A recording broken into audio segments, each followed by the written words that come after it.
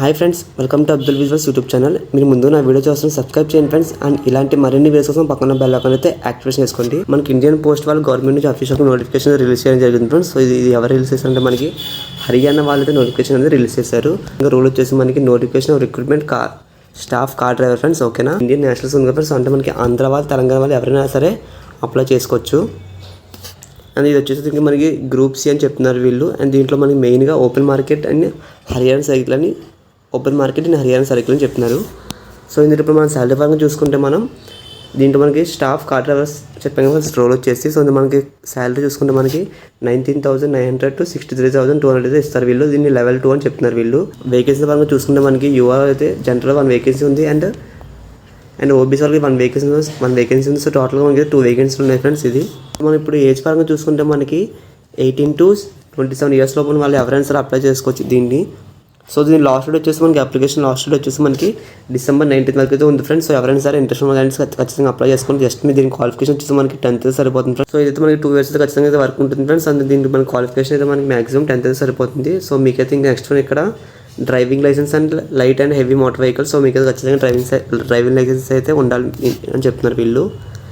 And ఇక్కడ చూడండి friends, knowledge of the motor mechanism. So మీకైతే ఖచ్చితంగా కొంచెం నాలెడ్జ్ అయితే ఉండాలి మోటార్ మెకానిజం మీద. And experience and driving lights. So just మీకు మినిమం ఒక 3 years అయితే ఎక్స్పీరియన్స్ ఉండాలి. జస్ట్ మీకు డ్రైవింగ్ మీద అంతే. మీకు ఎక్స్పీరియన్స్ అంటే మీద జాబ్స్ పరంగా జస్ట్ మీకు మామూలు డ్రైవింగ్ మీద ఎక్స్పీరియన్స్ ఉంటే సరిపోతుంది అని చెప్పాను ఫ్రెండ్స్. జస్ట్ మీకు ఇక్కడ క్వాలిఫికేషన్ వచ్చేసి మీకు 10th అయితే సరిపోతుంది.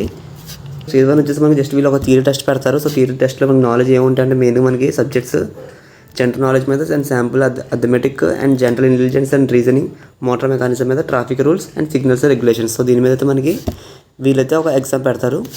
సో దానికి మార్క్స్ వచ్చేసి మనకి 80 marks కండక్ట్ చేస్తారు. నెక్స్ట్ మన స్టేజ్ 2 వచ్చేసి మనకి practice test of knowledge motor mechanism and driving మీద 20 marks అయితే ఎగ్జామ్ పెడతారు. సో టోటల్ ఇది వచ్చేసి మనకి 100 marks అయితే పెడతారు వీళ్ళు. అండ్ నెక్స్ట్ ఇంకా చూడండి friends, pattern of examination. So ఇక్కడ మనకి థియరీ టెస్ట్ వచ్చేసి మనకి మ్యాక్సిమం కంప్లీట్ ఉంటుంది. అండ్ ఇక్కడ మల్టిపుల్ చాయిస్ మీద పెడతారు ఫ్రెండ్స్. అంటే మీకు బిట్స్ లాగా ఉంటాయి.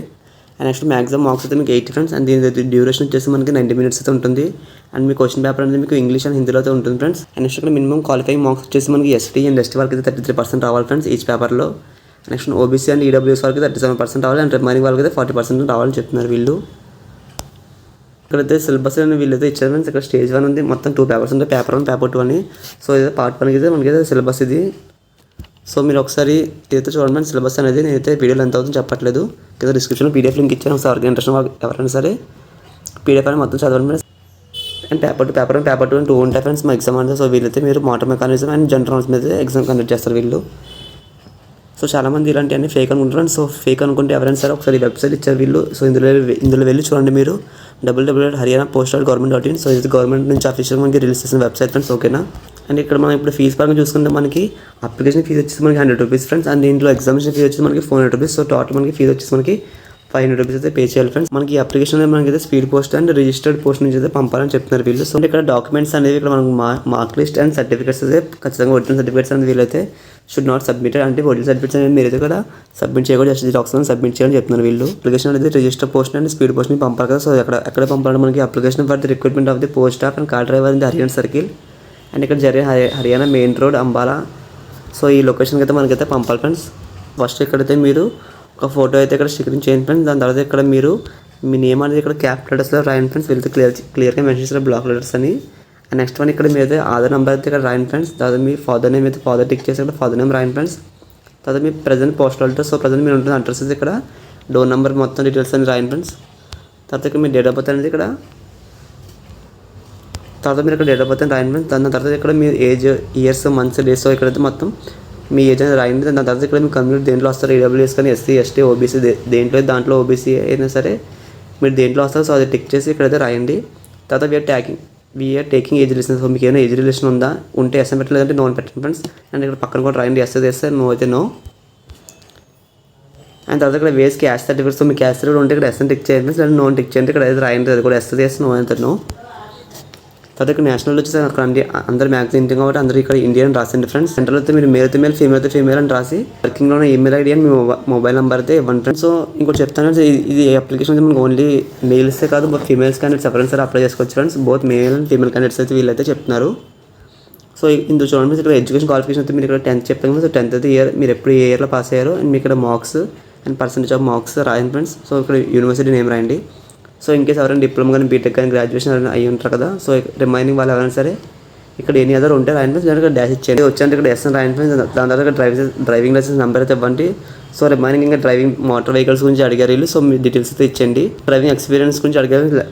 సో ఇవైతే మీకు తెలుసు కాబట్టి ఫిల్ చేయండి ఫ్రెండ్స్.